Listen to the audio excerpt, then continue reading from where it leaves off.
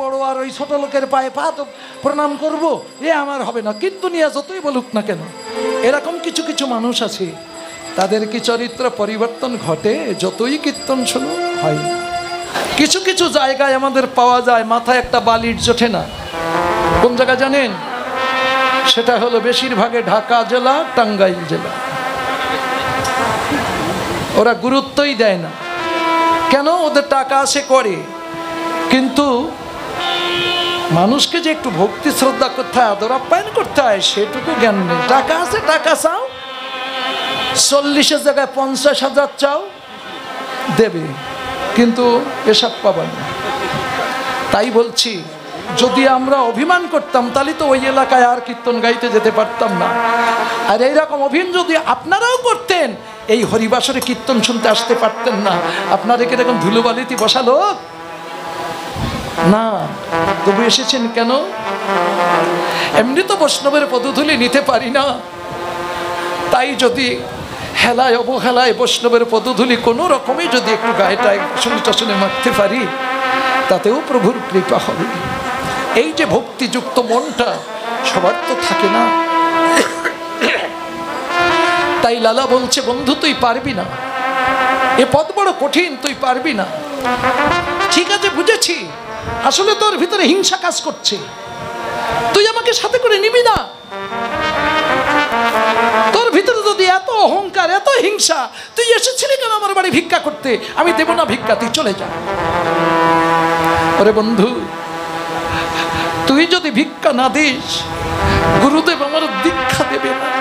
সে দেবে কি না দেবে আমি বুঝি না, তুই যা, চলে যা। দিতে পারি একটা শর্তে। কি? তুই যদি আমায় কিছু দিতে পারিস, তাহলে আমি তোকে কিছু দিতে পারি। কি আছে আমার? আমার দৃশ্য দেখে তুই বুঝতে পারছিস না আমি সব কিছু ত্যাগ করে চলে এসেছি। আমার বলতে আর কিচ্ছু নেই। আছে, অনেক আছে। কি আছে? কি নেবে তুই? বন্ধু, তোর পরনে একখানা গামছা আছে না? আর গলায় একখানা গামছা আছে না? তোর গলার গামছা তো কোনো কাজে লাগছে না, ওইখানে আমাকে দে না। গলার গামছাখানা ছিনিয়ে নিয়েছে শেঠজি, ছিনিয়ে নিয়ে সেই সিংহ দরজার কাছে দাঁড়িয়ে অঙ্গে যত অলংকার, দামি পোশাক ছিল সব খুলে রেখে সেই ছেঁড়াতে না গামছাখানা পরিধান করেছে। পরিধান করে সংসারে যারা আপনজন ছিল, স্ত্রী পুত্র কন্যা, সবাইকে ডেকে বলছে, গো, কখনো দিনে দিনে যে গুণাদিন ফুরিয়ে এসেছে, আয়ু সূর্য অস্তাগত হয়েছে জানিনি। সারাটা জীবন ধরে শুধু পরের জন্য খেটে গেলাম, আমি নিজের কর্ম তো জীবনে কোনোদিন কিছুই করিনি। এই রইল তোমাদের কোষাগারের চাবি, এই রইল তোমাদের ধন সম্পদের ভান্ডার, সমস্ত বিষয় সম্পত্তি সব রয়ে গেল। আমি যখন বহুদিনের পরে হারানো বন্ধুকে পেয়েছি, যদি আমার এই বন্ধুর সঙ্গ নিয়ে যদি কোনোদিন আমি সেই দিন বন্ধুর দেখা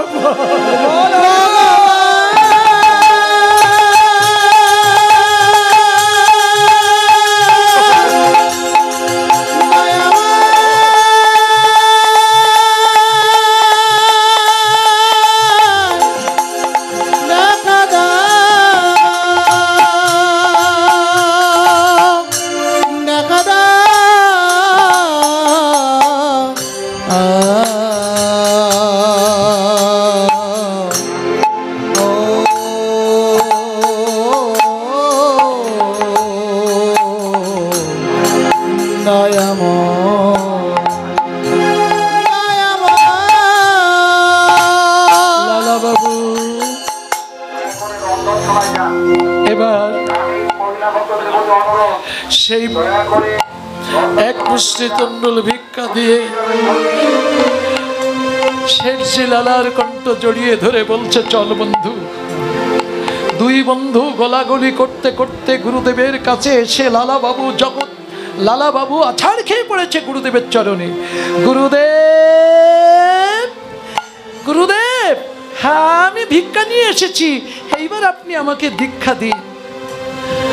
লালা চরণ থেকে ওঠার পরে শেঠজি পায়ের উপরে পড়ে বলছে, গুরুদেব আপনি আমাকে দীক্ষা দিন। লালা একে একে তো চিনতে পারলাম না, কে? তখন বলছে, গুরুদেব এই আমার বাল্য জীবনের বন্ধু, মধ্য জীবনের শত্রু জগৎ ছেট। জগৎ ছেট এই ছেঁড়া গামছা পরে এসেছে। দেখো তো লালা, লালা তুমি দেখো, তোমার মতো ব্যক্তি যদি আজকে ভিক্ষা করতে না যেত, শেঠের মতো ব্যক্তি কোনোদিন এই পথে আসতে পারত না। পারত? এই জন্যে বৈষ্ণব হয়ে ভক্ত সমাজে মাঝে মাঝে সময় দিতে হয়, একটু ঘুরতে হয়।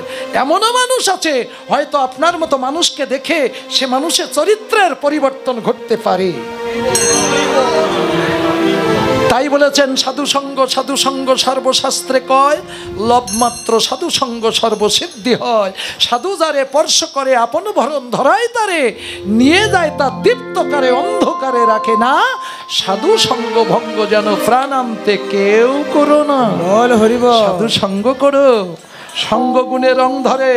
সতের সঙ্গে সঙ্গ করিলে সতের বরণ হয়, অসতের মাথা সঙ্গে লাগিলে সকলই হারিয়ে যায়। সৎসঙ্গটাই হলো স্বর্গবাস, আর অসৎসঙ্গটাই হলো সর্বনাশ, তোমার নরকে বাস। হয় না হয় করে দেখো। তাই তখন বলছে, যাও তোমরা দুই বন্ধু স্নান করে এসো। লালা জগৎছেদ স্নান করে এলো, গুরুদেব ত্যাগের মন্ত্রে দীক্ষা দিয়ে বলছে, যাও এবার তোমরা বৃন্দাবনে চলে যাও, ভজন কুঠি নির্মাণ করে ভজন করো, মাধুগিরি করো, আর আমার গোবিন্দের নাম ও প্রেম দারে দারে প্রচার করো। প্রেম সে নিতাই গৌর হরি হরি বল, হরি বল, হরি বল, হরি বল। ও মায়েরা, আমাদের দেশ থেকে যারা বৃন্দাবনে গেছে, আমি তো কয়েকবার গেছি, বসবাসও করে এসেছি। তা যাই হোক, বৃন্দাবনে যারা যায়, জগৎছেদ লালাবাবুর মন্দির না দেখে কেউ ফিরে আসে না। লালার মন্দিরে লালার জীবনে যত সম্পদ ছিল সব ভগবানের চরণে নিবেদন করে রেখেছে। সেখানে সরকার থেকে পাহারাদার রেখে দিয়েছে। আর শেঠজির মন্দির দেখতে গেলে 4টি প্রাচীর পার হতে হয়। এরকম 4টি প্রাচীর, প্রত্যেক প্রাচীরে দারোয়ান আছে, গেটম্যান আছে। 4টি দ্বারে তোমাকে পরীক্ষা করবে, চেক করবে, তারপরে ওর ভিতরে ঢুকতে দেবে। কেন? তৎকালীন সময়ে, যে সময়ে এই কাহিনীগুলো ঘটেছিল, তাদের জীবনের পরিবর্তন এসেছিল। তৎকালীন সময়ে গোটা উত্তর প্রদেশের মধ্যে শুধু শেঠজির মন্দিরে যত সম্পদ আছে, এত সম্পদ কোথাও ছিল না। তাই সরকার সেটাকে আমাদের মতো হতভাগাদের দেখানোর জন্যে, জ্ঞান আনার জন্যে, যে তোমরা তো বিষয় বিষয় করো, বিষয় কি কাজে লাগে দেখো, তারা সব গোবিন্দ চরণে দিয়ে গেছে। আর আপনি আমি গোবিন্দ চরণে না দিলেও যেখানের মাল সেখানে রেখে সবাই চলে যায়। চিরস্থায়ী এখানে কেউ থাকতে পারিনি, আমরাও পারবো না, ভবিষ্যতে কেউ পারবে না। জন্মিলে অবশ্যই মৃত্যু, কে করে বারণ? সবাইকে চলে যেতে হবে। তাই এসেছি কেন? এত সুন্দর জন্ম পেয়েছি কেন? পৃথিবীতে যত সৃষ্টি জীব আছে ভগবানের, সর্বশ্রেষ্ঠ জীব হলো এই মানুষ। মানুষকে এত সুন্দর করে ভগবানের ভজন করতে পারে, আরাধনা করতে পারে, আর কোনো পশু জানোয়ার পারে না। কিন্তু আমি মানুষ হয়ে যদি সেই মনুষ্যত্ব ভুলে যদি পশুর আচরণ করি, তাহলে আমি মানুষ হলাম কেন?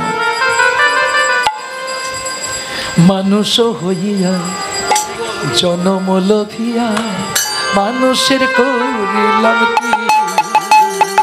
আমি মানুষ হইয়া জন্ম লভিয়া মানুষের করিলাম কি? আমি গুরু না ভজিলাম কি ভুল করিলাম? আর গুরু না ভজিলাম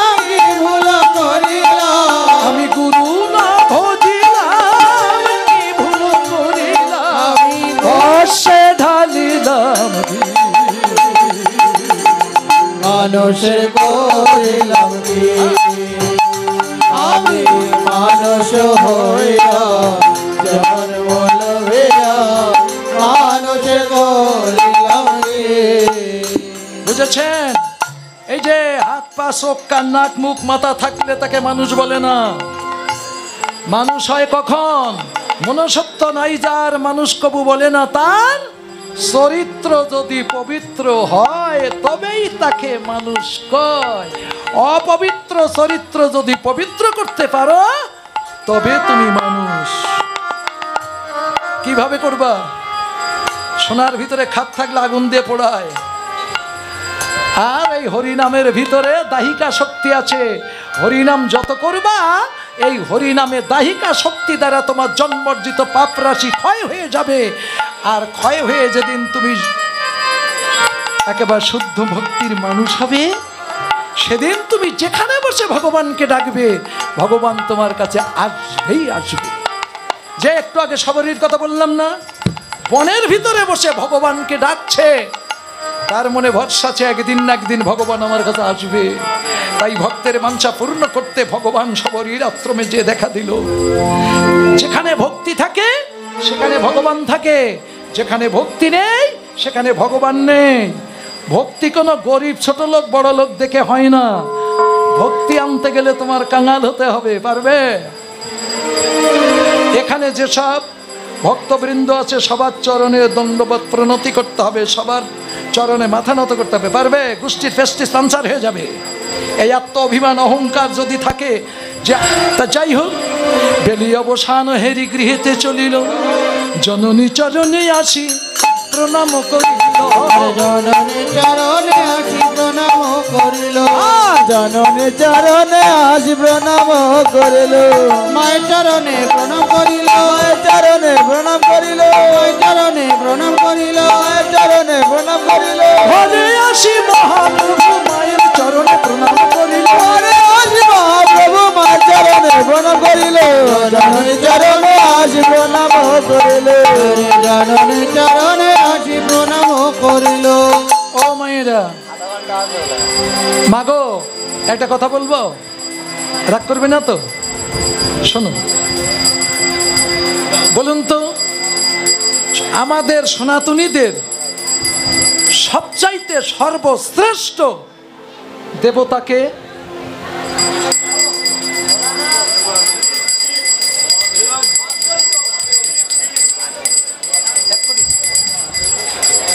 আচ্ছা গাচ্ছি, কি হলো বলতে পারবেন? ভোলানাথ? বাবা মা? তাই? আচ্ছা ঠিক আছে, বাবা মা যদি তোমার ভগবান হয়, সর্বশ্রেষ্ঠ দেবতা হয়, কালী পুজো করতে গেলে কি ফুল দাও? জবা ফুল টুল দিয়ে মা কালী দেয় নম, কালিকায় নম। তোমার বাবা মার কদিন ফুল দিয়ে পুজো করেছ? রাগ করলে হবে না। বাবা মার চরণে কবে কটা ফুল দিয়ে পুজো করেছ? মুখে তো মুখস্থ কথা বলে দিলে, করে দেখেছো জীবনে?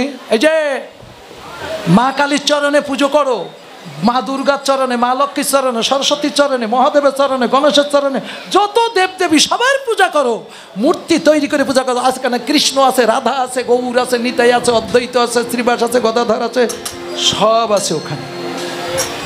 প্রণাম তো কেউ কম করছো না। কারোর মাথায় কোনো ভগবান একখান হাত দিয়েছে বলো? কিন্তু তোমার ফুল টুল লাগবে না, একটুখান বলো, একটুখান, আমার কথাটা শেষ হয়ে যায়। তোমার ফুল টুল কিচ্ছু লাগবে না। তুমি শুধু তোমার বাবার পায়ে, মায়ের পায়ে একটা প্রণাম করো। তোমার বাবার হাতখানা তোমার মাথায় দেবে, মার হাতখানা তোমার মাথায় দিয়ে বলবে, খোকা কি খুকি কি বৌমা, তোমরা সুখে থাকো মা, ভগবান যেন তোমাদের মঙ্গল করে। এই আশীর্বাদ পৃথিবীতে কে করে? মা বাবা ছাড়া কেউ করে না। মহাপ্রভু যখন কীর্তনে গেল, মায়ের চরণে প্রণাম করে মায়ের আশীর্বাদের হাতটা মাথায় নিয়ে গেল। তাই সে গোটা পৃথিবী একদিক, আসে একা একদিক। তাই সমস্ত পৃথিবীর মানুষের মোড় ঘুরিয়ে দিয়েছে গৌরাঙ্গ মহাপ্রভু। জানো, মাতৃশক্তি যার সাথে থাকে সে সে কোনোদিন ভজন থেকে বিচ্যুতি হয় না। তাই গুরু ছাড়িয়ে যারা গোবিন্দ ভজে সবকটা নরকে মজে। গোবিন্দ পাওয়া তো দূরের কথা, গুরুকে যার কীর্তন শুনতে এসেছেন গৌরাঙ্গ মহাপ্রভু, তিনি দেখিয়ে যাচ্ছে আদি গুরু হলো আমাদের পিতা মাতা। পিতা স্বর্গ, পিতা ধর্ম, পিতা হি পরমন্তপ, পিতরি প্রতিম আপর্ণে প্রিয়ন্তে সর্বদেবতা। শুধু পিতার চরণে ভক্তিপূর্ণ প্রণাম করলে সমস্ত দেবতারা সন্তুষ্ট হয়ে তোমাকে আশীর্বাদ করবে। কোনো দেবতার কাছে যাওয়া লাগবে না। জননী জন্মভূমিচ্ছ স্বর্গাদপি করিয়াসি। স্বর্গের চেয়ে উত্তম স্থান সন্তানের কাছে মায়ের চরণ।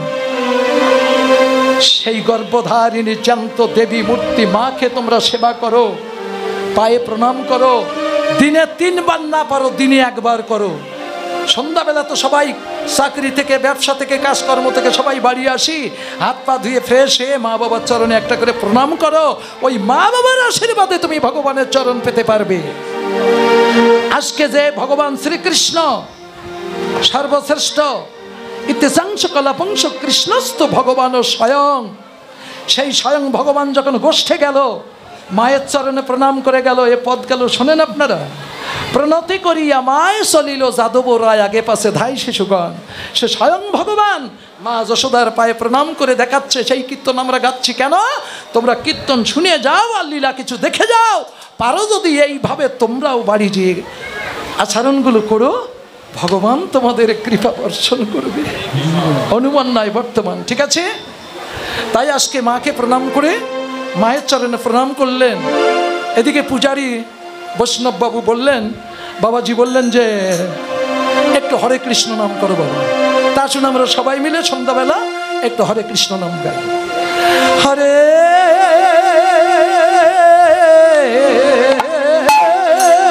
কৃষ্ণ হরে কৃষ্ণ কৃষ্ণ কৃষ্ণ হরে হরে হরে রাম হরে রাম রাম রাম হরে হরে। মায়ের তো হলুদ ধ্বনি, সবাই হলুদ ধ্বনি।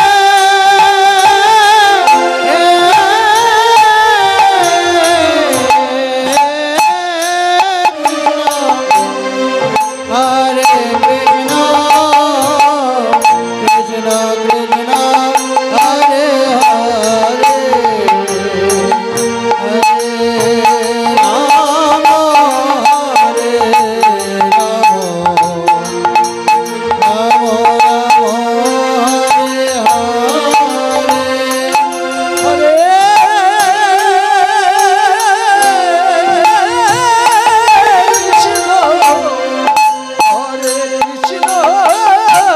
কৃষ্ণ হরে হরে হরে রাম হরে রাম রাম রাম হরে হরে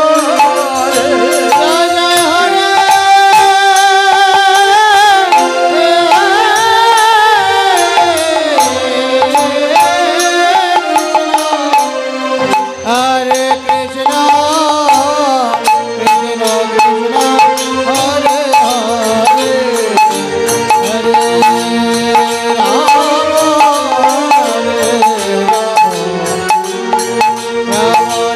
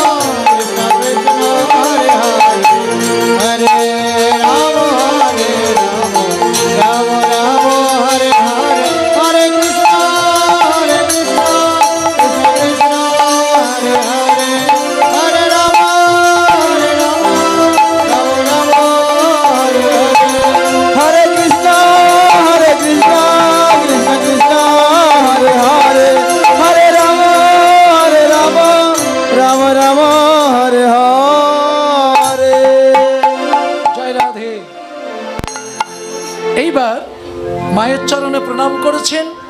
প্রণাম করে যখন উঠে দাঁড়িয়েছে, শচীমাতা বলছে, ধুলায় ধূসর